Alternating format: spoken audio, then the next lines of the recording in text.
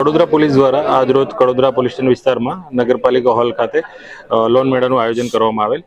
જેમાં કડોદરા પોલીસ દ્વારા જે પોલીસ સ્ટેશન વિસ્તારમાં જે અલગ અલગ બેંકો આવેલ છે તેના અધિકારી કર્મચારીઓને હાજર રાખવામાં આવેલ અને તેઓ દ્વારા પબ્લિકને કઈ લોન કેવી રીતે મળી શકે, તેમજ રાજ્ય સરકાર તેમજ કેન્દ્ર સરકાર દ્વારા કઈ કઈ લોનો મળે છે એ બધી લોન વિશે માહિતગાર કરવામાં આવેલ. તેમજ પોલીસ દ્વારા આ લોન મેળો જો કરવામાં આવેલ, જેનો મુખ્ય હેતુ કે કેટલાક અસામાજિક તત્વો કે જે લોકો ઊંચા દરે પબ્લિકને લોન આપે છે અને તેમને ઊંચા વ્યાજદર વસૂલ કરીને તેમનું શોષણ કરે છે,